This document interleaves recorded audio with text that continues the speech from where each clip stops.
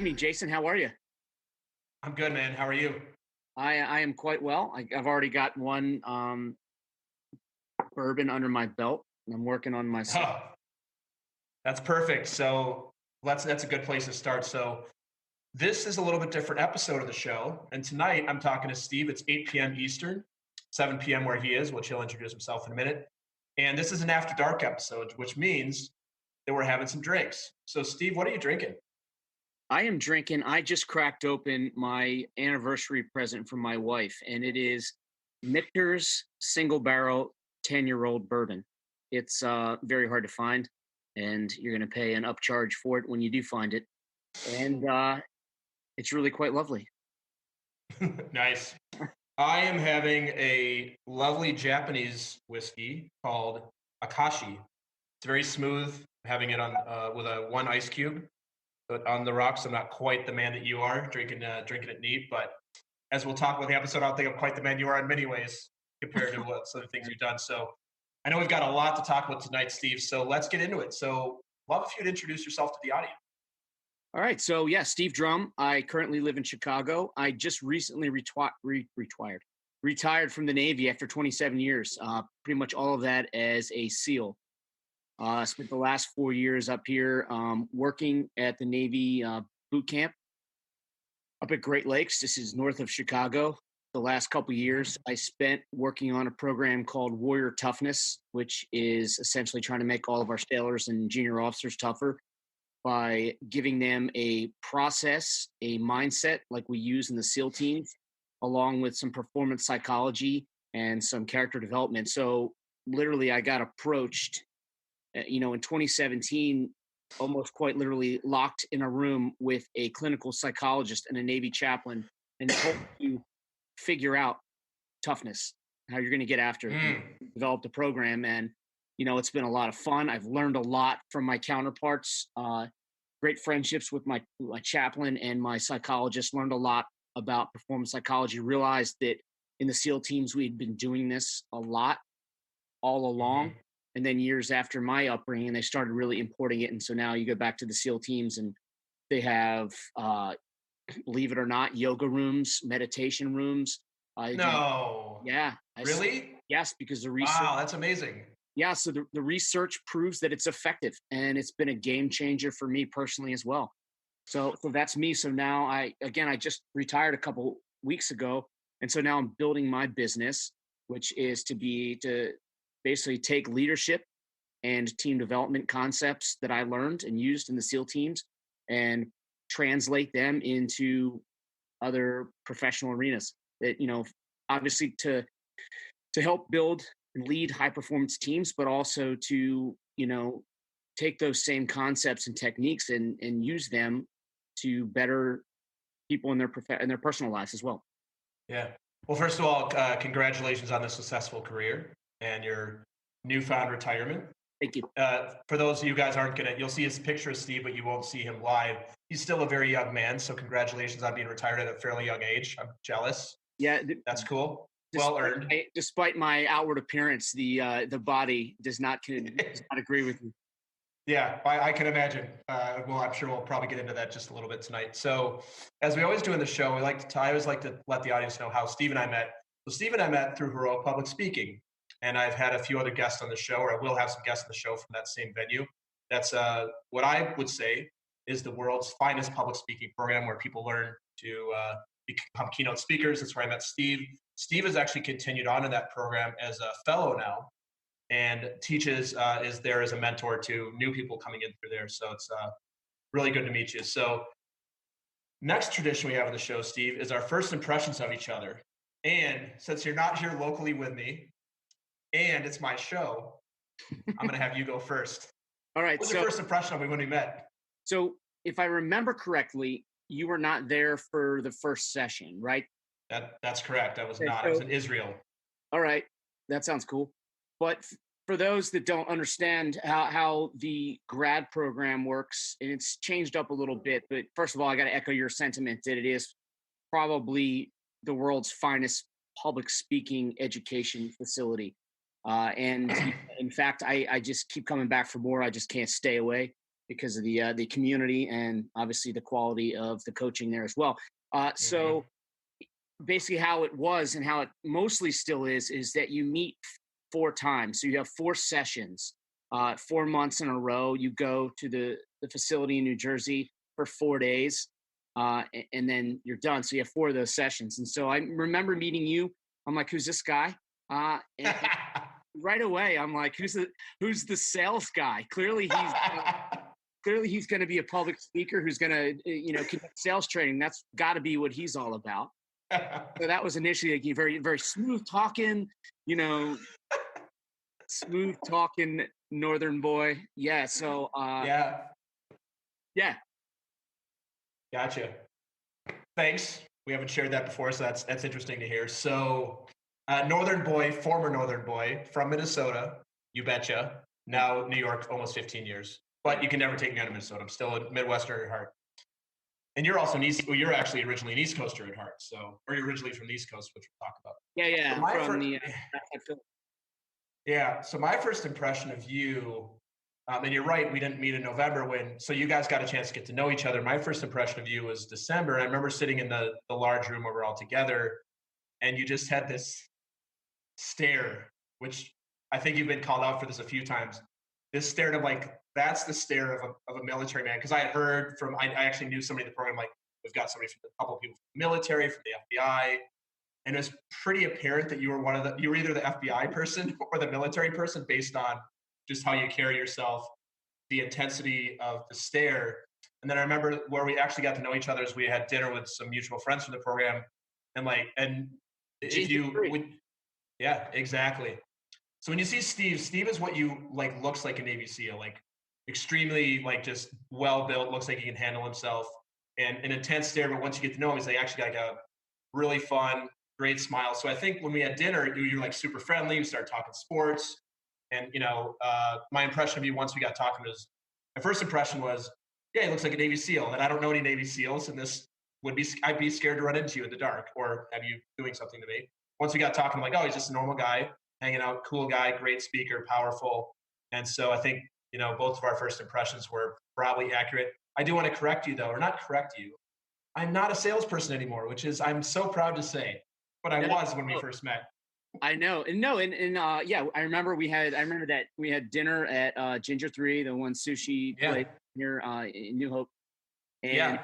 yeah, and right away I'm like, this is a good guy. You're a bridge builder, you're a relationship builder, and that's your reputation. And you continue to do so with your after the course with your continued Zoom calls for the grad group.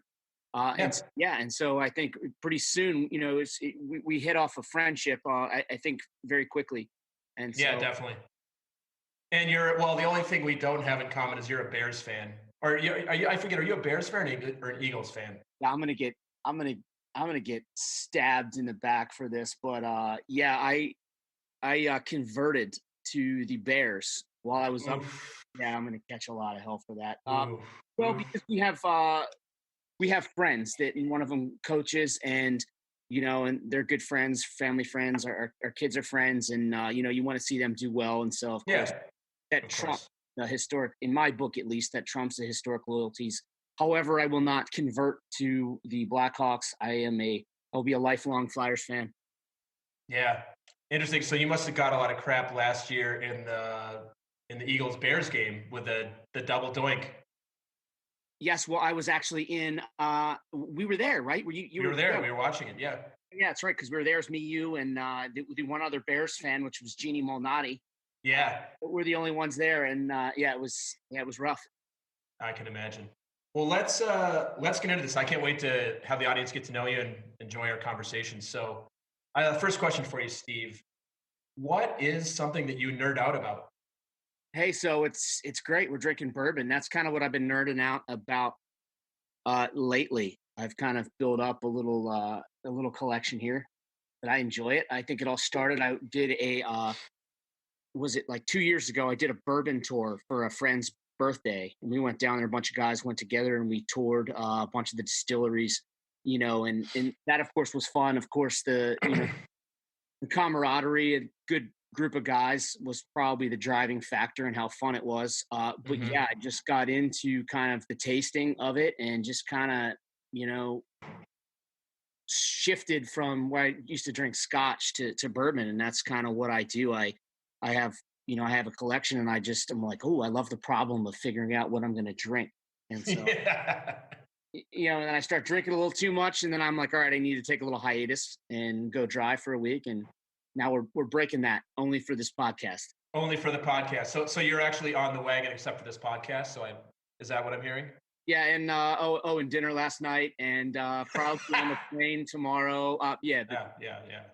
Other than that, I felt honored for a minute. Yeah, pretty much scratch next week too, because that'll be Christmas. But yeah, exactly. Well, Steve, when I first heard you say that, I was honored that you broke your dry December for the podcast, and then you kind of let me down pretty quickly there with the fact that you're actually be drinking a lot of bourbon and you have been drinking a lot of bourbon. Thanks for trying to make me feel good for a minute, though. I appreciate it. I was good for 3 days. I was good for a couple days. A couple days. I got back from HBS. I've been good since then, pretty much. But yeah. Yeah, nice. What's any recommendations for the audience on something that you've had recently that maybe isn't mainstream that people might want to hear and take a test on? I am a big fan of. Matter of fact, I have another bottle here that I haven't tried, so I won't mention that. But it's. I'm a big fan of Binny's, which is a chain in, I guess like Total Wine in other states. It's a chain in Illinois, and they do what's called store picks, meaning, with a distillery, they will invite stores to come down and they will set aside barrels for them to taste. So you may have like 5 barrels set aside of like, say, Wild Turkey 101, and you can go down there and you can taste all these different bourbons and then say, I like this one. And they'll take that barrel and they will bottle exclusively for that. And it'll be it'll be their store pick. And so nice. I find that Binny's, like, they do a really good job with that. So the last one I had that I really liked was Russell's Reserve, which is a Wild Turkey product. It comes in at about, I think, 110 proof. And it was really delicious. And so plain Wild Turkey, but even the 101 is decent. But the Rare Breed and the Russell's Reserve, that's something I've really been into lately. I think that's a really good score. It's like it's right around the Russell's Reserve is around $50, I think. Nice. Yeah, it's not bad. Well, thanks for the recommendation. I appreciate it. I will definitely check it out. And if you can send me a link to that after the show, that would be awesome. It's Russell's Reserve single barrel, not the 10-year, which is also good, but not as good in my opinion. Yeah. Russell's Reserve single barrel. This episode brought to you by Russell's Reserve single barrel. But I'm popping some more Michters as we speak. Nice. Excellent. Yeah, keep at it. So keep drinking, because the next question is something that might be something you want to have a drink for. So moving along here, Steve. So what's something that is inside your comfort zone that might be outside somebody else's comfort zone? And I'm going to give a caveat here.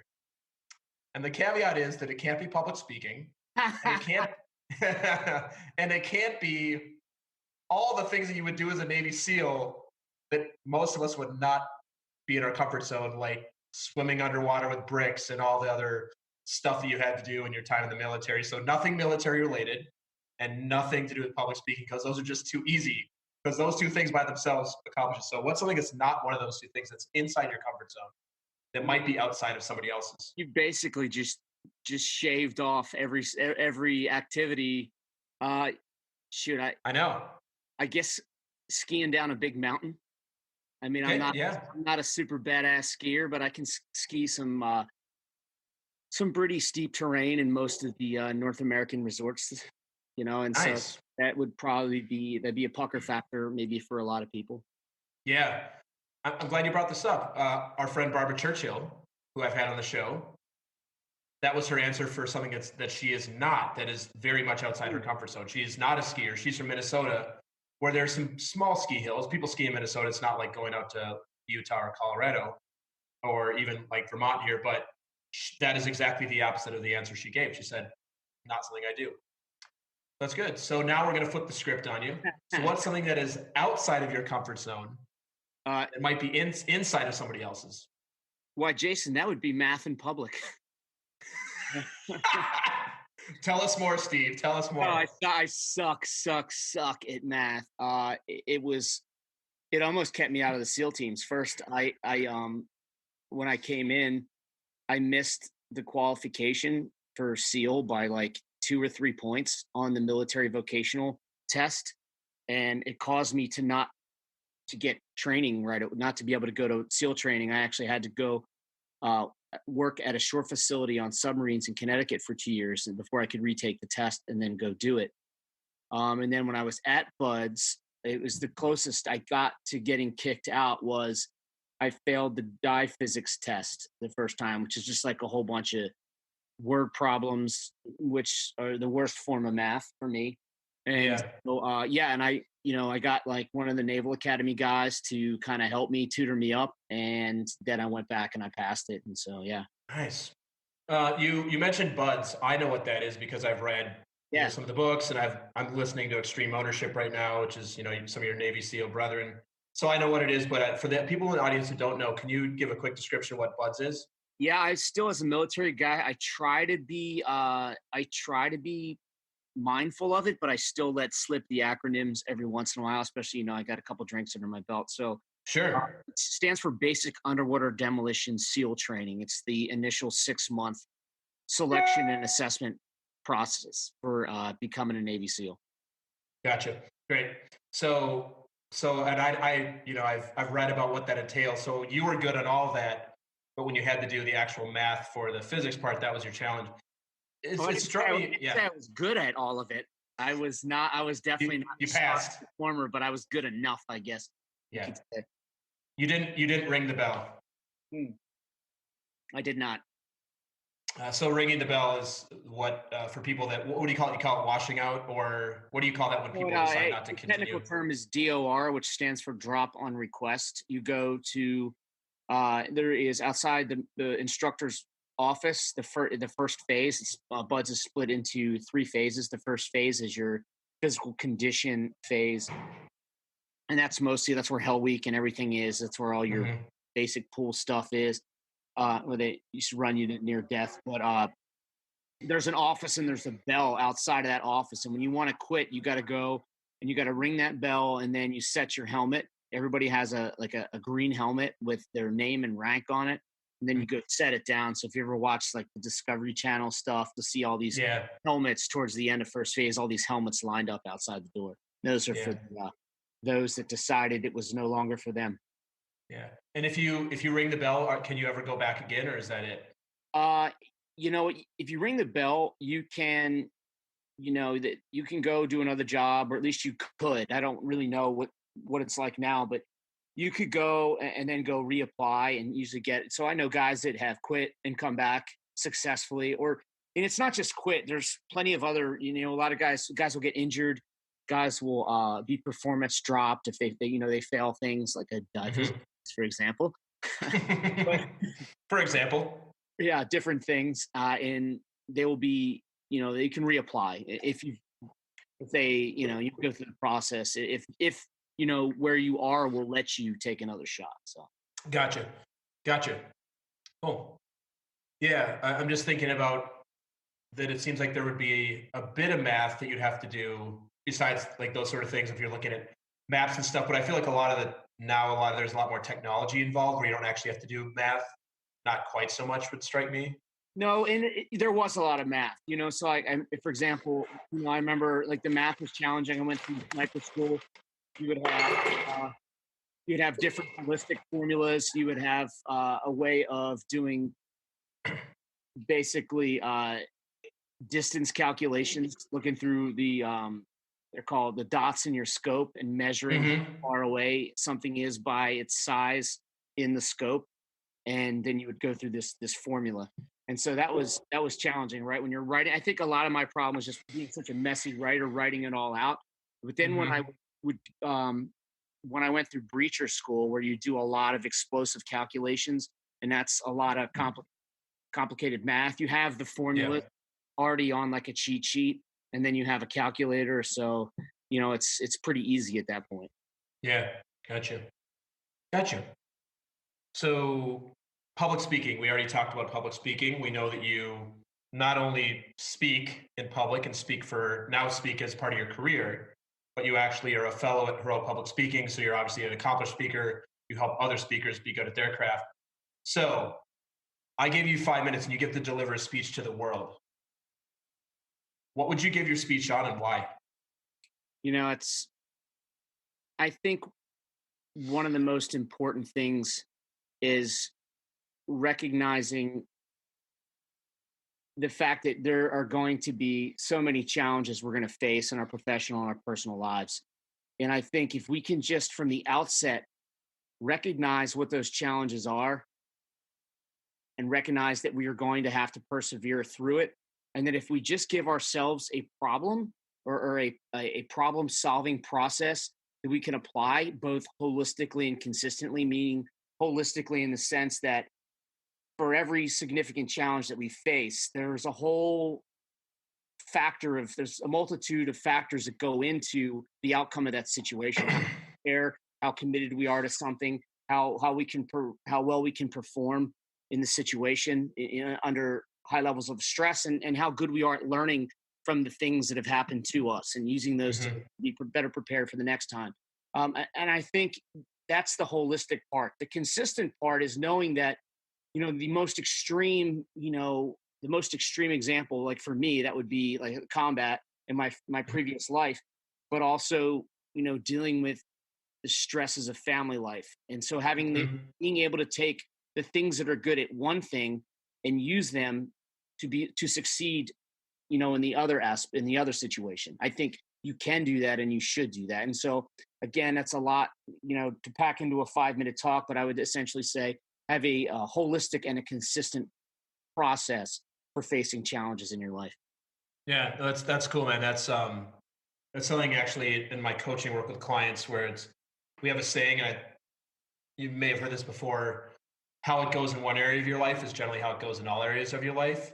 I think and that can be used positively or negatively. So what you say there is, if you're consistent in your job and you bring the same things you know about in your job and you bring it to your home life, you're likely going to be successful there. I know me personally, in the past, I was like really good at my job, and then I'd come home and I wasn't like as good as a husband or a parent or whatever it was. So not I wasn't, and there was a lack of consistency. So if I could bottom line what you just said, it's like consistency in your decision making process across all areas of your life equals high performance in all areas of your life. And that's exactly right, because those are the experiences that you described for yourself were exactly my experiences as well. I could sit there and I can go to combat and not to say that I couldn't have done better in my leadership stuff, but I could perform well and do what I needed to do. And then I'd come home and just not be the leader in my house that Hmm. my family needed me to be, that I should be, in terms of like just kind of just not losing my mind about the dumbest shit. And so Yeah. that's why it resonates with me so much now, because of the failure that I felt because of that. That now I Hmm. realize how important it is and how I try to let that shape how I approach situations now, and how I really try to impart that onto other people Yeah. and It's organizations. cool. Well, what's cool about this question for you is this speech that I've asked you to give to the world. I know that this is a speech you're actually going to give on your TED Talk, or when I see you doing this in front of a corporation or at a large sales conference, because I know this is specifically the audience you talk to. So I'm excited to hear this speech because I know you already have it in you, which is really cool. Yeah, I've given versions of that. It continues to evolve. Um, but yeah, you find ways to constant improvement, but yeah, generally that's what I talk about. And obviously there's other things that I discuss as well, if I want to put it in a more of a leadership type of context. But yeah, generally those are the things that I believe in. Those are the things that are really, really important to me. Those are the things that I believe enabled me to have a successful 27-year career in the community in which I served. And so those Hmm. are the things I really am, really want to drive to other people. And that's what I'm passionate about. That's what lights me up, is being able to take those things that I know to be true as far as being able to perform in high stakes situations and giving those to other people. Yeah. So if there's somebody listening right now who struggles with consistency, and I think there's a lot of us, myself included, where would you recommend that they start? Where do you Uh, start to build more consistency in your life? I like that you asked me that question. I definitely, it's an easy one for me, and that is clarifying your objective. And so, Mm, that sounds very obvious. And a lot of things, that I'm not, I'm not planting some flag here with the concepts that I talk about, but I assemble them in a way that you get that holistic approach. And the first thing is, it's like that, that cliche, anything worth doing isn't easy, right? And yeah, absolutely. if it's important to you, whether it's professional goals, whether it's a golf game, whether it's kind of just being a better parent, being a better husband or wife, it's being really committed, but really taking the time to reflect on exactly what that means. When I say I'm committed to something, what does that mean? And walk that process all the way out. And the very first step of that is clarifying your objective. Is really being able to identify kind of what that desired end state looks like, what that finish line looks like for you. Like very viscerally, you've got to really be able to visualize that. And from there, you've got to construct the roadmap, comprised of that, short, intermediate, and long-term goals all the way towards that desired end state. Mhm. Oh man, I appreciate that. Then in coaching, we call that your what for. When you're making decisions and you're out here doing all sorts of stuff, and we're all, most everybody's busy making decisions. Like, what's your what for? Like, what's your like? The question I ask my clients a lot is, what's your higher commitment? What are you actually committed to? Oh, I'm committed to being a better parent. I'm committed to being a better husband. I'm committed to being a better friend or a more loyal coworker, and then looking at how the decisions you're making actually serve that versus not. And like, I've never served in the military, but I can imagine in the military, it's, you kind of know your objectives to a point, Mhm. but you were in leadership in the military, so you actually set the objectives, and then it's getting people along on your team to move towards those, move on the same wavelength, and move in this as a team to meet those objectives.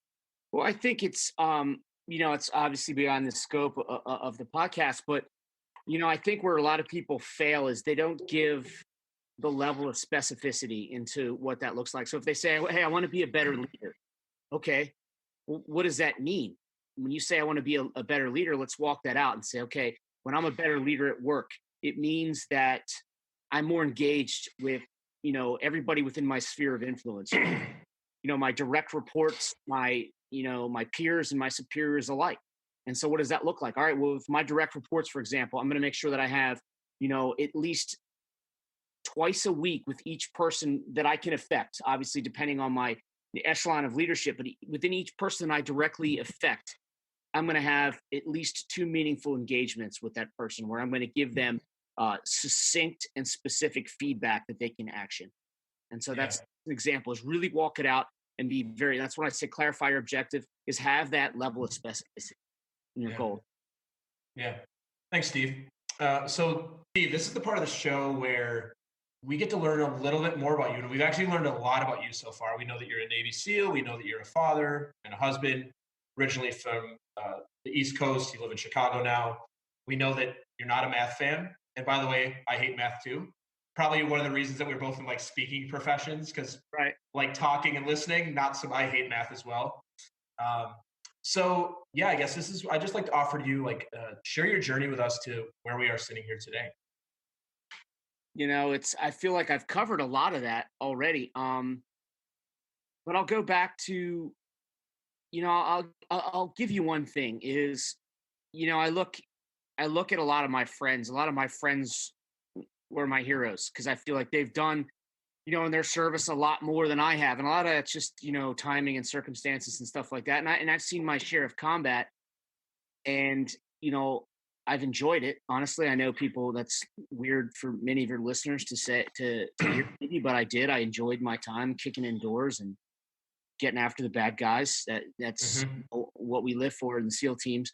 But I feel like when I look back at my body of work and my contribution to the country, to the Navy, to my community, it's really the training. That's the stuff, the people that I was able to train, the young leaders that I was able to develop. That's really what I think my most significant contribution was. It's not just any individual, target that I assaulted or anything like that. It's that. And that last program that I worked for the Navy is probably my most significant. I never thought about it. I came up to boot camp, and my original job when I came up to the Navy's boot camp was to be what we call the dive motivator, which is essentially to provide training, progressive run and swim, and mentoring training to the young candidates. Male and female candidates would come in that would want to be SEAL candidates, or special warfare combatant crewmen, which are boat drivers and naval special warfare, and then air rescue swimmers, explosive ordnance disposal divers, and then divers themselves. They would have a contract, and so we would give them progressive run and swim training to get them faster on their feet, more comfortable in the water. It's all that job was painfully easy, painfully. Mm. It was not at all challenging. But then I got thrown that job that I described earlier of warrior toughness to make sailors tougher, and stepping away, that probably was my biggest impact to the Navy. So it was completely unexpected, and so Mm. looking back, that's what I'm probably the most proud of is the people I was able to develop. And I learned a lot. In each respective leadership position that I had in the military, I would get finished it and would say, "Shit, man, I wish I had that to do over again. I could have done it so much better." Um, but it's given me, but being reflective in that process of having the humility to kind of say, "Yeah, man, you screwed that up. You could do this a lot better." I really feel like it's set me up to really kind of dissect those things and again translate them to other people so they can learn from a lot of my mistakes, and also the successes that I've been a part of, whether my own or the ones that I've observed from the leaders that I've had and the teammates that I've had. Yeah, that's cool. Do you uh question that comes up for me is, well, first of all, the thing that I want to say is thank you. And from what I know of you and what you're sharing on the podcast tonight, the work that you're doing and that you did up until a few weeks ago is good, like an ongoing legacy, as you are no longer actively in the military. You've laid the groundwork for future leaders to come in, and I'm sure there's people that are taking over your work and they're going to build on it and iterate on it. But you laid the groundwork so that in the future, the new Steves of the world, and the new Jasons of the world who come into the military get to actually enjoy and participate in the experience that you had and the leadership that you brought to those things. So thank you for that. The question I had for you is, if it's likely we've got audience members listening tonight who are in the military, maybe specifically in the Navy, who are considering being a Navy SEAL, or maybe if you're, in the Army, it's the Rangers, and I'm not an expert on this, you would be.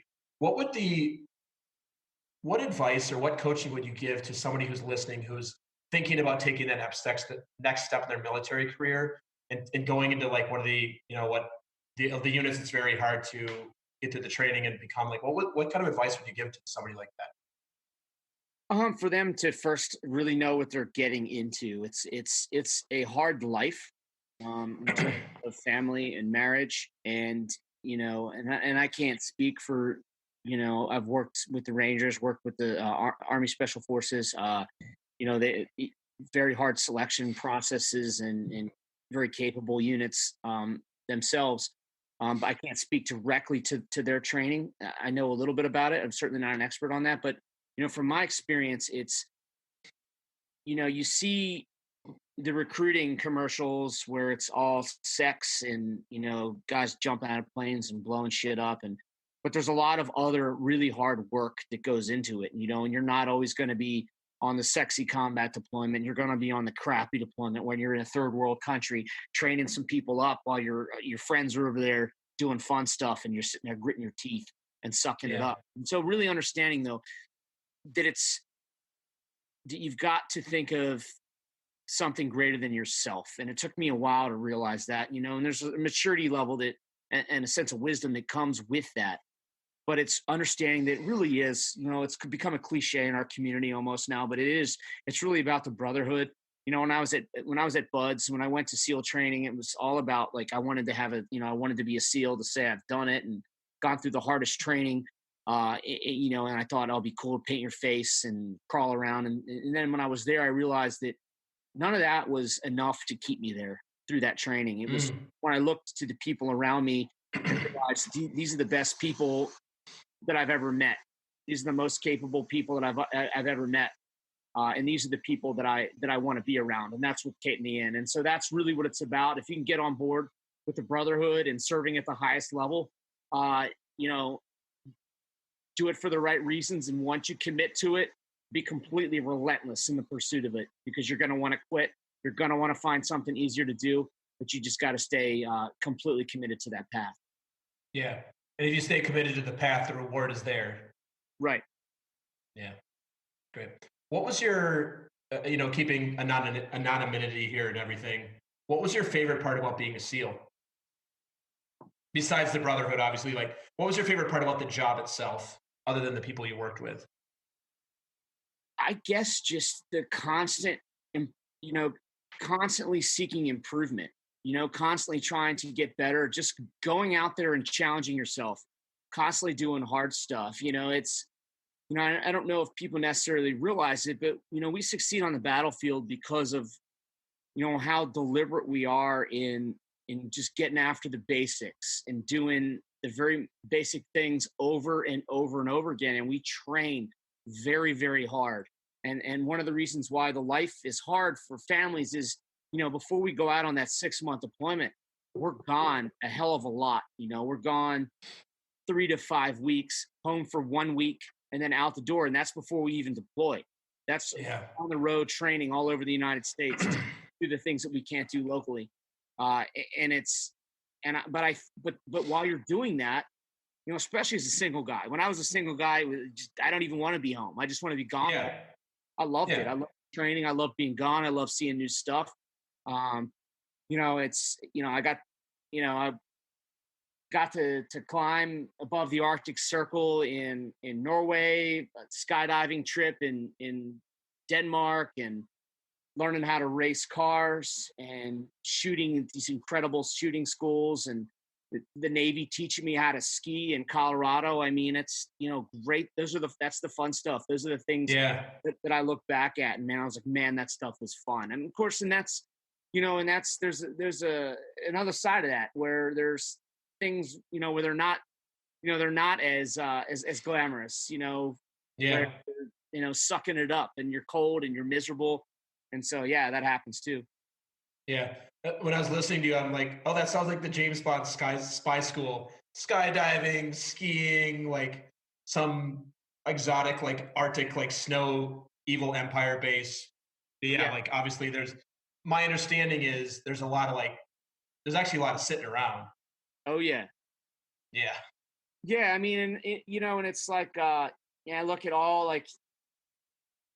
the, the combat, the direct action missions we would do. And so many of them where you're so amped up and you go in and you put so much effort into it and you go, and it's just what you're looking for is not there. And you come home empty handed and you're like, shit. And that happened a lot, and so, and there's plenty of times where, I always say, and people, it would be very, I could easily say, ah, man, I led men in combat, and but for my heroic leadership, we would have failed. But honestly, leading SEALs in combat, when they're engaged in the enemy, it's a factor of grabbing them by the reins and pulling them back. You don't need to inspire them. You don't need to motivate them. They can't wait to be unleashed and go after it. But the leadership challenge happens when you are sitting around, when the missions start to dry up, when you're, the conflict reaches a level of maturity where now it's more about pushing out the foreign, the indigenous forces to take lead on things, and you're sending fewer guys out, and you're not, it becomes more about building their capacity and less about the actual, people you're going after in some cases. And so that becomes very frustrated. That becomes a challenging situation in which to lead. Yeah. So what, I mentioned that I'm reading or listening to a book right now by a couple of Navy SEALs. And one of the things I didn't realize, like as a non-military person, I think of like Zero Dark 30 and SEAL Team 6 and like, oh my God, this is so glamorous. We got Bin Laden and all these things. I didn't realize that part of the mission in the mid 2000s, you're actually paired up with Iraqi soldiers who are not trained like SEALs and actually mostly didn't want to be there, had subpar weapons, subpar body armor, and most of all, subpar training. And you actually had to be out with them and teach them how to be better soldiers. So you're leading them as well, so that you can leave, so that you can come back and retire and be with your family, so that they can actually be there and hold the country for themselves. So I didn't, I guess, like at a high level, I maybe kind of understood that, but like hearing those details, it's not all glamorous. It's not all sexy. I can imagine. Yeah. No. But Yeah. it's again, it's just it's about the people you're with. It's that high caliber of personnel. But you're 100% right. It's a lot of and the guys, especially the younger guys, have a really hard time with it. Especially when and it's one thing when you're at least going into battle with the Iraqis or the Afghans, but when you're going to another place, going to some other country where you're not even going into combat and you're just living, getting sick off the food, and you ask guys to go through this incredibly hard selection process, and now and they're gone, and they're compromising their family lives, and now it becomes it takes really strong leadership to kind of revalidate their sense of purpose and to why what they're Yeah. doing is important, even if they don't feel like it is. And that's Yeah. that's the biggest challenge of being a SEAL leader. Yeah. Well, thanks for sharing that, Steve. I really appreciate it. I learned a lot. And I think that's some great advice for people that are considering a role similar to a SEAL. And I'm going to take a quick pause and pour myself another drink, because it's time for me to get on the hot seat. All right. I'm Well, going to need a. while you do that, I'm actually going to open up something else. I'm going to open up Excellent. a Four Roses single barrel. Ooh, I like Four Roses. Yeah. It's it's a Benny's pick, it's a store pick. And so this is cask strength, meaning it comes right out of the barrel. So it's 52%, so it's 104 points. Oof. Yeah. Yeah, mine's a 40%, so it's an 80 proof, that normal whiskey. So that's a strong drink. Get that cork bump. Woo, smell that. So as you're pouring that, this is the part of the show where we flip the script, and you get to take over as the host, and I get to be the guest, and you get to ask me anything you'd like, and I will answer it. And so, Steve, what would you like to ask me about? Well, all right. So, when we spent a lot of time talking together, and, and I think the last time we had met before this last session in a couple of weeks ago was last year. Last February. Yeah, we're doing some filming in New Jersey, and you came down, and I remember being in in grad school, and I'm like, Jason, I love having you here. We're hanging out. You're a great dude, but why exactly are you here? Because you were like, I'm still doing my thing. I'm doing I'm going back to do my job, and I was like, all right, well, man, you kind of, it was a big commitment. And then I find out that you're doing your coaching thing, and I was like, well, all right, right on. That sounds good. I know you took anytime you do something like that, anytime you leave the comfort of a job, and hey, I feel like I know it better than most. I've had one job since I was 18 years old. Yeah. I just am like, okay, well, the month of December, I am not getting paid at all. So I'm like, all right, I need to, yeah. Anyway, I say that to say that I was excited that you decided to go out on your own and do coaching.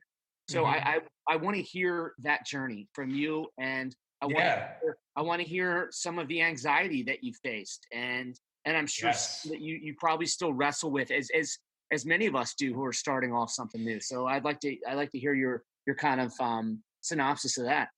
Yeah, no, absolutely. And I've never talked about this on the show, so this is perfect. So, I won't share the whole journey, but it's probably May of 2018. I had this feeling of like a lack of sense of purpose. I'm also a father. My daughter's amazing. I've talked about her in the show. My wife is amazing. The marriage is good. I live where I want to live. We have a great life. Like I really have no complaints. Like good family life, good, amazing friends. And yet something was missing for me. So I actually hired a coach in June of 2018. And I wasn't sure why, like specifically, but I was like, oh, this feels like the right thing to do. And through the work with her, hi Taryn, if you're listening, her name is Taryn, she's amazing. Um, we uncovered, like, it was my work. Like I just didn't, I didn't care is what it came down to. I cared about the paycheck, like you said, and I cared about the people. So I've been very fortunate my whole career. I've always worked with great people. I've actually worked at great companies. So it's nothing like I've never had an experience where I'm like, oh, the company was terrible or I had a terrible boss. It was more like, and I don't know, and I think this might be something that maybe in the military you don't struggle with as much, but I never felt aligned to what I actually wanted to create or what my what for was. My what for was weak.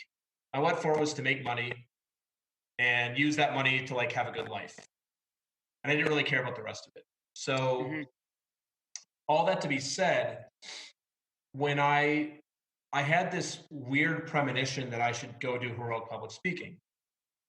As we know, heroic public speaking is a big time commitment financially, time. It's a lot of time, and I decided to do it anyway.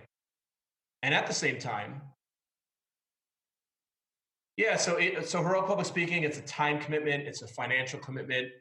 Again, like I'm a family guy. Like I've got like bills to pay and family to take care of as well. But I decided to do it, and this is kind of a funny thing that I've talked about with a couple other guests on here is why heroic public speaking, and I didn't really know why. Like I was not. I had this idea in my head of, hey, like, I love public speaking. I think I'm very mediocre at it, and I just don't practice it enough. Well, podcast, it's a good way to practice your public speaking. And it just felt right. So I went with my gut on it. And then at the same time, through the work of my coach, Taryn, I decided that I wanted to learn how to be a professional coach. I didn't know what for. I didn't know if I wanted to do it full time, if I wanted to, it's a great leadership skill. I'm sure you do a ton of coaching when you were, a ton of coaching when you Right. were leading people. Yep. And so I wanted to do that as well. So I actually decided to take those both on at the same time.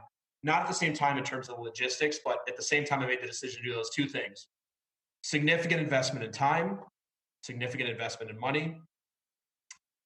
And all that to be said, for me, HPS, heroic public speaking, what I got out of it was the confidence that I can be in a room with a Steve Drum or a Michael Hudson or a Michael Port, and I can hang out and we're all just human beings, because the world that I came from, there's not people like that. Like I worked in the sales world where everybody was kind of the same. And I was one of the many people who did their job and did it pretty well. Sometimes I did, kind of like you, like sometimes I really kicked ass, and other times I'm like, oh, I could have done that a lot better. But I kind of came from this homogenized world of like corporate sales. And so what it built for me was a ton of confidence that, hey, like you and I are friends with people that like speak on stages for 30 grand, 40 grand, 50 grand. They're famous in the space they're in, and I could call them up tomorrow and get them on the phone and talk to them and have them on the podcast. So it gave me a ton of confidence there, and it drastically increased my skills. So I didn't know that going into it.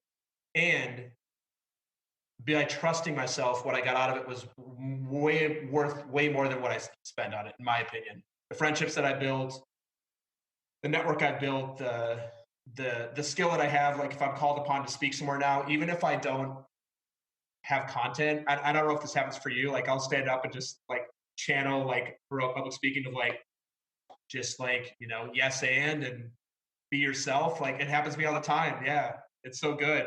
It's so good. I'll hear like Michael and Amy, like and Mike Canino and Chloe and all the people, all the amazing staff there, just like just get up and do your thing, and you're good. Just be yourself. Yes and it. So that was the heroic public speaking thing. The coaching thing, I didn't really know either. So I wanted it because I liked being coached and I thought I would be a good coach, Right. but I wasn't sure what I wanted to do with it. So I'm like, oh, this sounds like a good side hustle. It sounds like a really good corporate skill to have. And then in June, I decided to go and do it full time because I actually built up a nice little practice pretty quickly. Found some great clients. And if you're listening, thank you, because some of them might be listening. And in June, I left my corporate job and I took a month off. And then in July, I was like, okay, it's kind of like where you're at now. Like, oh, this is real. Like, there ain't no paycheck coming in every 2 weeks anymore. I know you got a military pension. I don't have anything like that. I'm literally having to create my business on the fly. So your question about the anxiety that I get is 19 years of having it be one way. And suddenly, by my own decision, that's not the way anymore financially. And now I get to create my revenue. So it's up and down as you'll find out as you're out here doing your thing. You'll have months where you'll get 3 or 4 contracts, and that'll be 3 or 4 months worth of salary for you. Yeah. And there'll be a month or two where you won't get any calls back. And that's just kind of the way it goes when you start. Because as you're new into the space, you're gonna be having to sell yourself a lot. So the anxiety that I get is, where's my next dollar coming from? Where's my next client coming from? When is this client that it says they love me going to refer me?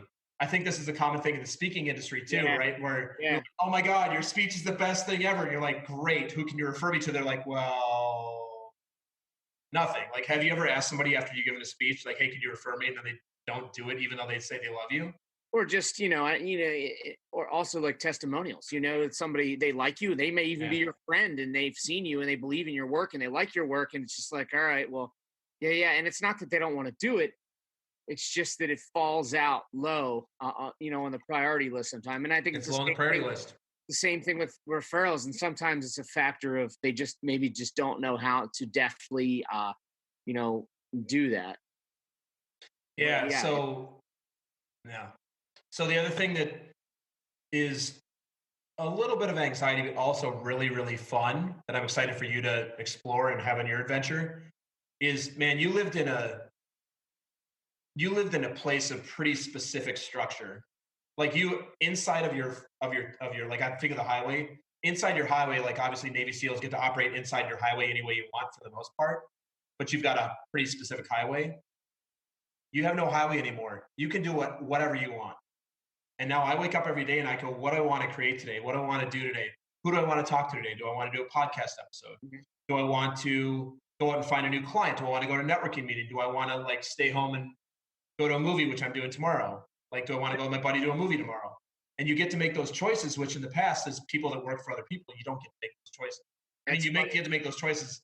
Yeah. Yeah. It's funny. I was working, I was doing something Saturday, with a charity that I work with. And I'm like, so, it's Saturday. Fortunately, my son didn't have a game that day, so I didn't have to miss that. Yeah. And so I went down to the city and I'm doing that. And I'm like, you know what? I'm giving up my Saturday. Can I go? I need to ask the boss if I can like make up this day and like maybe chill out on Wednesday or do something. And I'll ask the boss. And, the boss actually is my wife now, so I gotta. But no, it's we're very clear about that your boss is actually the wife. Your wife is actually the boss here. Yeah. But no, it's funny. Exactly. It's and I need to do that. I feel like I'm in a position right now where I just kind of, I'm about to take a couple weeks down with the family for the holidays, and then from January, just like everybody else on the planet, and be getting after it with full intensity. Yeah. So that's a little bit of my journey to where I am today, talking to you on the podcast. So now today, in about 5 months, I've created a coaching practice. I've got some amazing clients. Always on the hunt for more, just like you're always on the hunt for more speaking engagements and opportunities there. I've got this podcast now, which is amazing. And I've got some other things I'm working on for the new year, including speaking. So as you're out speaking for money, we'll connect again and hear how it's going for you, because I have some things I want to speak on as well. So Steve, I appreciate the question. That was a good one. A little bit vulnerable for me. I'm glad I had an extra drink there. But, no, it's happy good. To share with you. Happy to share it with you and the audience. No, it's good because, and it's what I like about podcasts like this. And, even, I like listening to, this Steal the Show podcast with Michael. Yeah, Michael. Because they, there's speakers out there and they're making a ton of money, and they're very, they're very revealing in, kind of their struggles and what they had to deal with. And I think it's important because I think it's like, hey, guess what? There's a lot of us that don't have it completely figured out, right? But we have we have a lot that we can offer the world.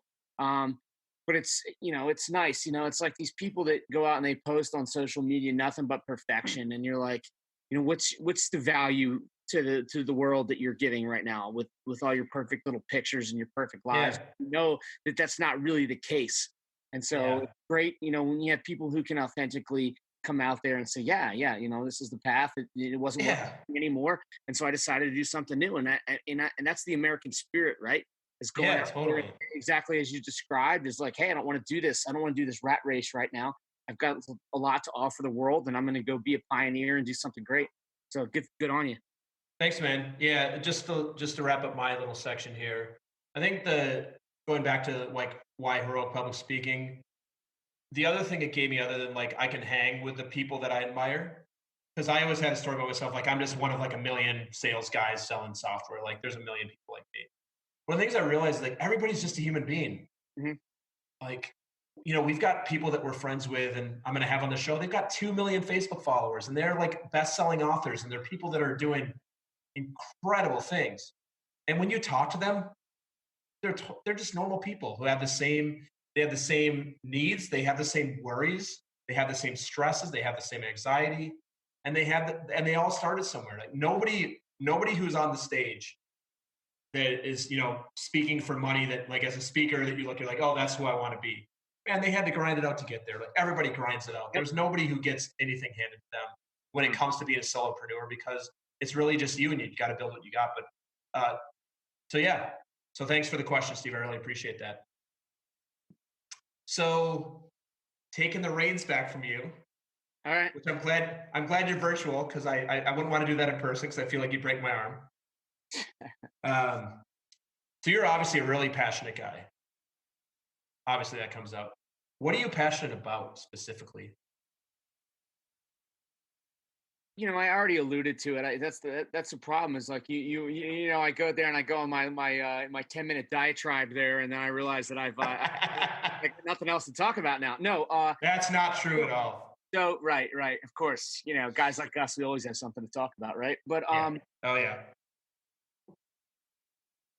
no, I think it's just the things that I figured out the hard way. I'm already, I'm circling back to some of the things I mentioned before, but it's what I'm passionate about. It's things that I learned the hard way, through wisdom, through experience, through failure, that I realized it's like people can benefit from this. This is, these are things that, and it's not because I'm some genius and put it together. It's because I learned from the other people. I learned from the people that are quiet and in the shadows, and I'm willing to come out and say, hey, these are the things that I think are effective, that I know to be effective in this arena. And I also know that because, as you mentioned, we're all just humans, that they're going to be effective over here for these problems.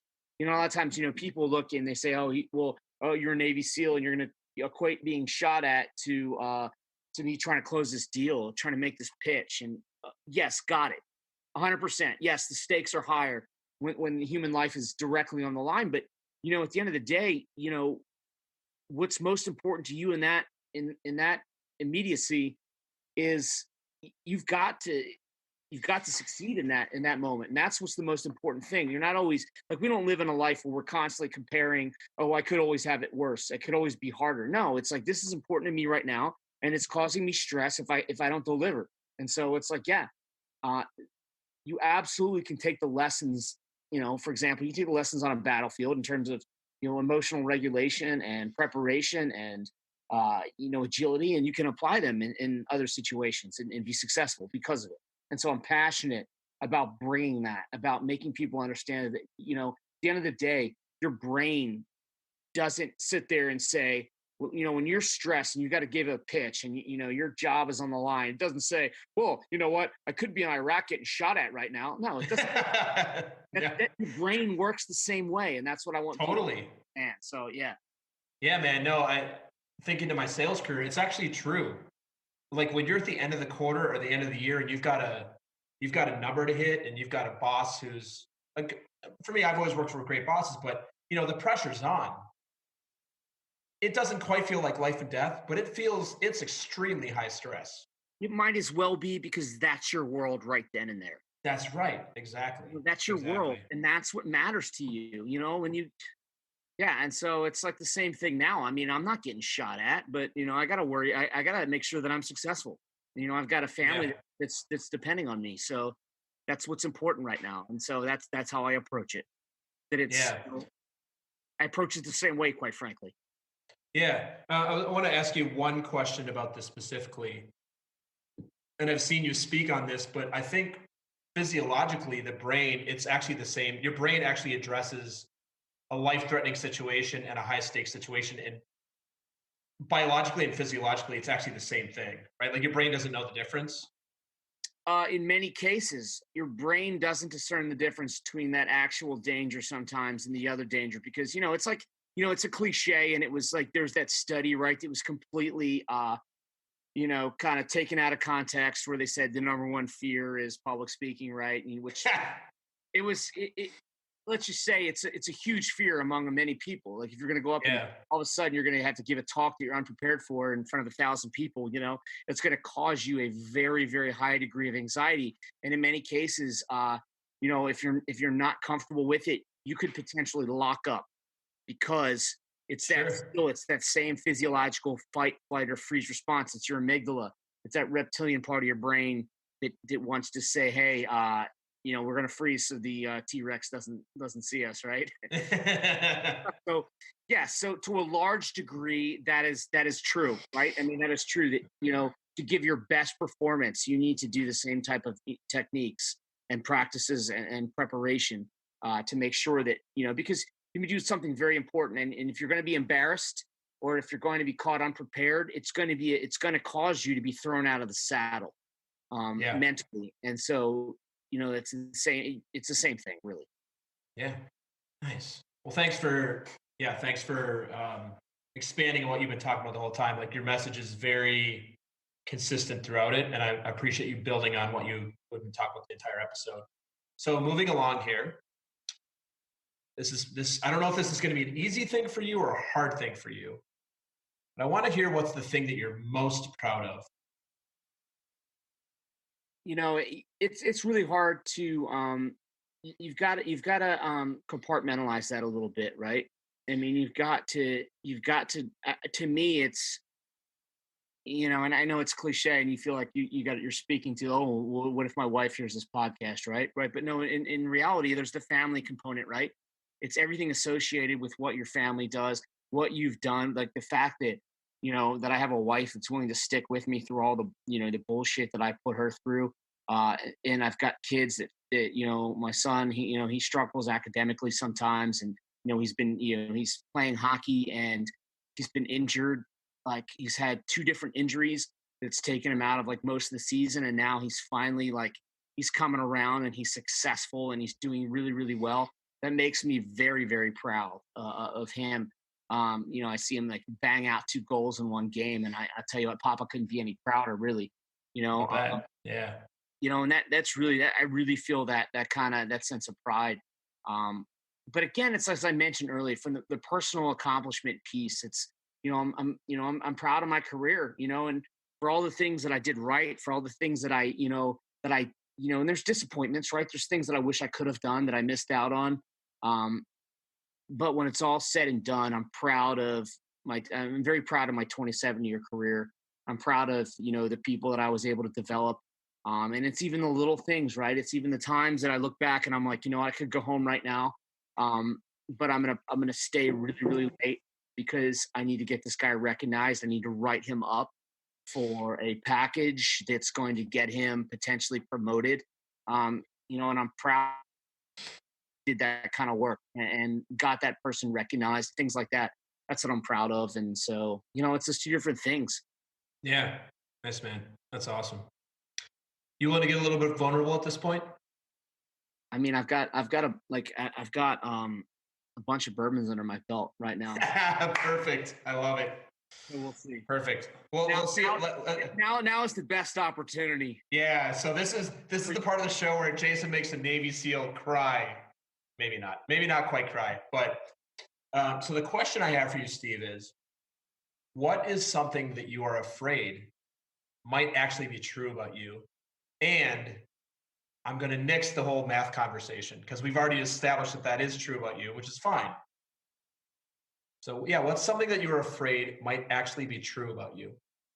So if you remember, I don't know, 20 minutes ago, or so when we discussed, that whole consistency piece, right? You and I both had that common thread where we said, hey, we could succeed. As I say, I always like to talk about being on the X. Being on the X for me is in combat is that most critical point of execution, right? And for you, that would be, your role in sales, whether it's that sales call, that pitch, whatever that looks like for you, right? You basically said how you could excel in that situation, but then you Yeah. weren't where you needed to be when you got home, right? And so Yeah. at that point, where I'm on the X and I get home and I've got my hand on the doorknob to my front door, and I know that I probably was not as engaged with my wife as I should be. I snapped at the kids more so than I needed, and so I've gotten so much better at that because of the practices that I put into place. But at the end of the day, I still worry when I look back. I look back at my body work in the military. I'm afraid potentially, when I look back at my body of work as a parent, in 10 years, it's always a fear that maybe I'll come up short. Mm. Second part of this question, which will be a surprise. How do you compensate for that thing that you're afraid might actually be true about you? And it's the same thing that I recommend to other people is I've got to look back and I got to say, okay, so what are what are the interventions in terms of like you would provide for Yeah. for a human resources problem, right? What are the interventions that put into place, right? But I Yeah. say, okay, well, what does that look like? And because you're dealing with the teenagers, right? You deal with all of a sudden it's your buddies with dad and we're doing stuff, and now you got the sullen teenager that all he wants to do is play video games and be grumpy and do his thing. It's like, all right, despite that, what can I do to be effective to lead him? And daddy's little girl who's 10 years old, who's the sweetest thing on earth, I've got to be ready. I've got to be ready for her teenage years. I believe they call that, I believe in the term battle preparedness. Yes. And so I've got to be deliberate. I've got to be deliberate in looking at, okay, for me to be a father that's effective, that's loving, but also effective, that's firm and gives my kids what they need to succeed in the world. What does that look like specifically? And Yeah. how do I make sure that I exert the discipline required to do that? And so Yeah. that's what it's going to take. Damn it. No tears. I don't think there's any tears here. I tried. That'll be in 10 years. Exactly. We'll have you back on the show in a few years when your daughter's a teenager, and then you can interview me in 10 years when my daughter's a teenager, and that's when we'll cry. Or It'll be like, I can go upstairs and watch a Hallmark Christmas special, and that'll. there you go. Oh, is that your kryptonite? Hallmark Christmas special. I'm just like, I just had this image in my head of a bunch of like ultra tough like Navy SEALs and Marines like chilling somewhere over Christmas, and they're like, "Hey guys, what do you want to watch?" Drummy's like, "I heard there's a really good Hallmark Christmas special we could probably watch." I don't know. Holy shit! You should have seen that last HBS graduation where you get these amazing people that just go up there and they share their struggles. Yeah. And I'm like, and I'm like, Michael, you guys got to do a better job of dusting in here. These, Exactly. it's my allergies act up. No, totally. Like the pollen in here got really terrible. It's so weird. It's December, and the pollen is so thick in here that my eyes are just, yeah, it's totally crazy. Well, thanks for getting vulnerable with us. I appreciate it. So, moving near the end of the show here, you've shared a lot about your life, your beliefs, what you speak on, how you live your life. So, what would you say your general philosophy on life is, Steve? Man, that's a broad question. I'm just shooting from the hip right here, and I say that it's at the end of the day, I referenced that Harvard that was I don't know if you remember like months back they talked about that Harvard study. And it was an 80-year study where they said what makes people happy. And Yeah, I did see that. ultimately they concluded that it was about the quality of their relationships. And I looked at this Yes. and I remember, and I was just sitting on my couch the other day. I'm looking at my wife who decorated the house. Like she's phenomenal at it, and my house looks amazing. And with all of her Christmas decorations, and I'm sitting there and I got the fire on, and I'm like, man. And I'm thinking about, all right, how much money do I have to earn? And I'm just like, at the end of the day, I'm like, I've got to make sure that the biggest investment that I make is in the quality of my relationships. And it's an area that I've taken for granted over the years, because in the SEAL teams, it's like you're best friends with the people that you're with for like this 2-year pop. And then, Oh yeah. then people move on and you're like, all right, I love this guy to death. But I'm doing my thing, he's doing his thing. And, when we see each other in a couple of years down the road, we're like, oh, we pick up where we left off. But, now it's really important now that I realize I've got to invest in the relationships, because, it really is the difference maker. And so ultimately that's it. It's not just in terms of friendships. It's not just in terms of family, but it's how you lead. It's like that, and it's people talk about that all the time in leadership. It's transactional leadership versus relational leadership. It's about really creating a culture within your space where people are happy to engage with each other, or Yeah. even if, and that engagement looks different to different people, right? You have your introverts, and the intensity and the frequency for that introvert is going to be different than guys like you and me, right? Yeah. But it all comes down to those relationships, and that drives everything, because that's what we humans, we're the most social creatures on the planet, and that's what really makes us happiest, Yeah. whether we choose to admit it or not. Yeah. No, I love that. I am my so it's funny you bring up like the whole like introvert extrovert.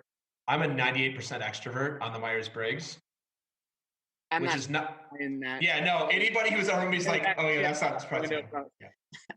Yeah, yeah. And I'm not surprised either, because we've spent like late nights at the bar, and the only people who actually do that are extroverts who actually like want to be around people. Because most everybody else is like, yeah, I need to go home and go to bed. And I'm just like, no, I'm pretty good. I actually had a conversation with uh, somebody that we know at the Salt House in New Hope, which is amazing if you ever go to New Hope. yeah. And like we literally, and My I think favorite, I my don't think, favorite hangout for sure. oh, it's amazing. Yeah, and It's Hudson, gorgeous. Hudson loves that place, and yeah.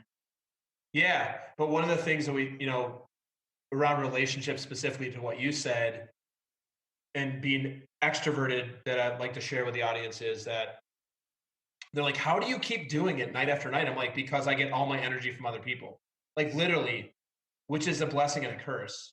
I feel like I was there for that conversation. I think you might have been. You Yeah. might have been there for that conversation, but I'm with you. And all that to be said is we talk about like what's your what for. The big thing for me in life is like connection to people, because I'm an extrovert. On the 5 love languages, I'm a quality time person. Like I'm just like a human.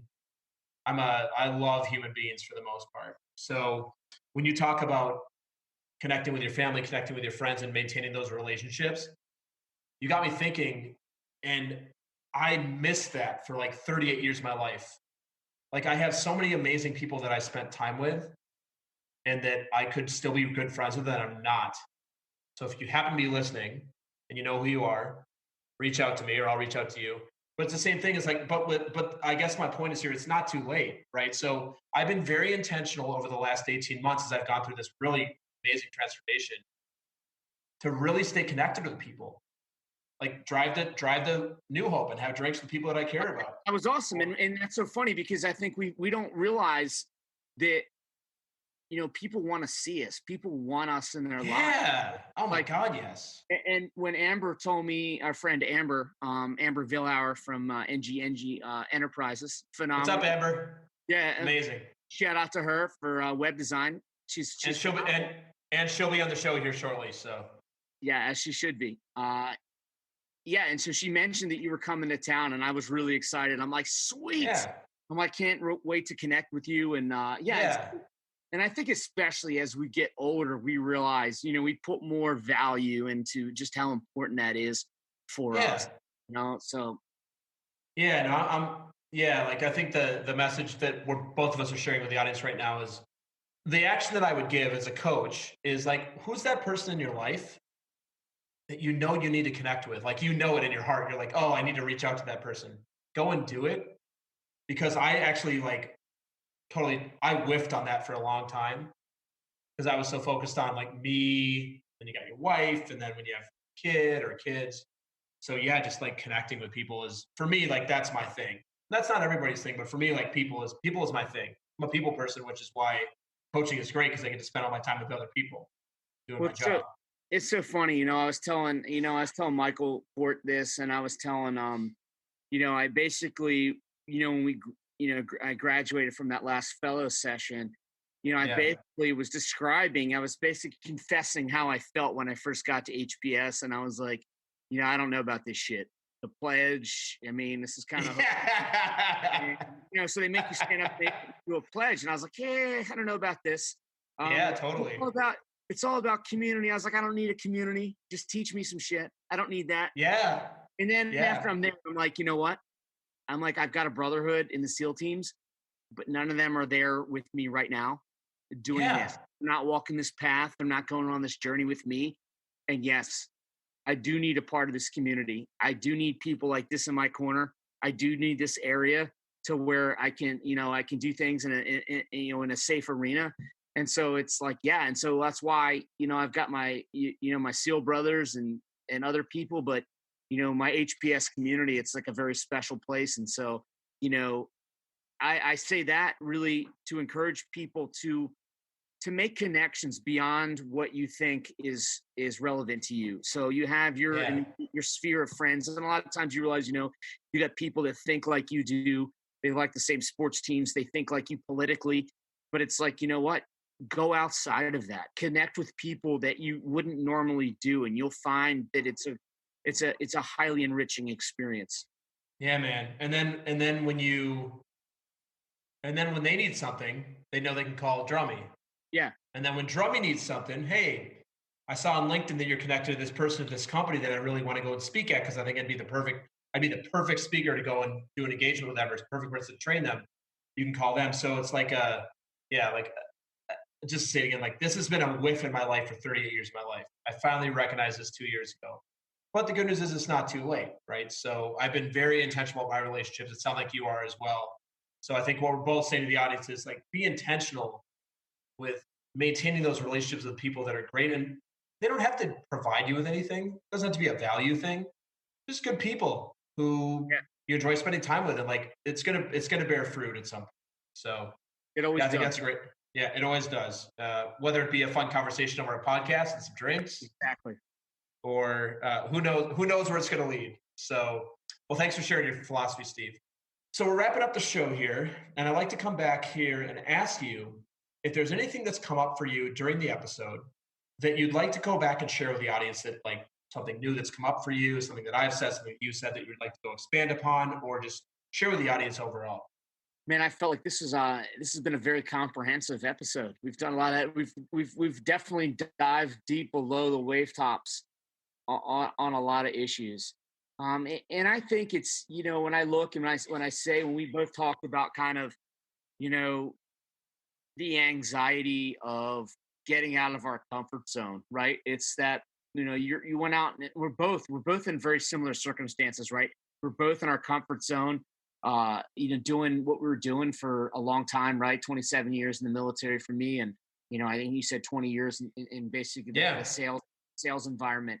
yeah, um, but being able to say, you know what, if I'm willing to take some risk, there is potential for greatness. There's potential for me to be able to share the things that I've learned. Um, there's people that are going to benefit from the things that I have to offer, and there's benefits for me.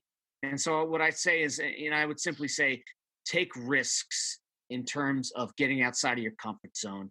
Make, as they would say in HBS, make big choices. yeah. Um, I love that. make big choices that are in service of other people. And you know I feel like you're gonna definitely reap some rich rewards from that. Yeah, awesome, man. So I have no doubt that when people listen to this episode, which I'm sure a lot of people will listen to this episode, they're going to want to connect with you. They're going to want to find you and learn more about what Drummy's about, and connect with you. So where can people find you online? Yeah, it's easy. You can connect with me. Feel free to connect with me through my website. It's steve@stephendrum.com, steve at stephen, drum, drum.com. And so, yeah, I'm Cool. also LinkedIn, Stephen Drum. Feel free to reach out, ask me any questions. I'm happy to give you my slice on something. Yeah, and I'll definitely add those to the show notes as well, so that people have those links to you very easily. And so, last thing I love, Steve, is if you left us with words of wisdom with a caveat. So the caveat is that the words of wisdom have to fit on either a post-it note or a computer screen. I know Yeah. it's a challenge. I know it's a bit of a challenge for me too. Yeah. So if you got like, let me phrase it in terms of I think you might understand. You're getting ready. You're getting ready. You're getting ready for a, what do you call it? A DM. What's that? Direct engagement. What's it called? Direct action. Is that what you mean? Direct. Yes, a DA. You got a DA, and you got to be out there like doing your thing in like 10 seconds. What do you tell people to get them going? Like same thing. Like you got 10 seconds to give the audience something that they can take with them. They're going to remember it tomorrow when they're car riding to work. They're with their family. Like what are the words of wisdom like to the audience? Well, I won't tell them what I would tell a SEAL. But what I would say is, never miss an opportunity to demonstrate humility. That's it. Oh man, that's awesome. I that is not what I expected, and I love that. Never miss an opportunity to. Did you say experience humility or Demonstrate. demonstrate humility? Wow, that is super cool. That is not what I expected. I love that. So, I look at it, in terms of, humility is a very important and fundamental tenet of leadership, but it's one that in today's environment is most often overlooked. And so it's a matter of, we talk about being a leader and a coach. When you're a coach, you're down with somebody, you humble yourself to say, these are the mistakes that I made. You humble yourself to say, I may be, like if you look at some of the people that you mentioned, some of the like the icons in the speaking industry, the people that are making, seven figures, 40K a speech, and they will bend over backwards to pick up the phone and help you and sit there and take their time and ask nothing in return to help you find your way. And so people, the more people that kind of use that as a philosophy, that use that as a way of engaging with people, I think the better off we all are. Well, Steve, I want to thank you so much for being on today. It was really awesome to have this conversation. I learned a ton about you. I think you probably learned a little bit about me as well as the audience did. So thank you for the questions. I also want to thank you for your service. Like 27 years, I'm doing the math and I'm like, okay, so he was in the shit Yeah. on multiple engagements that are happen somewhere around the Middle East. Like there's a couple of engagement that happened.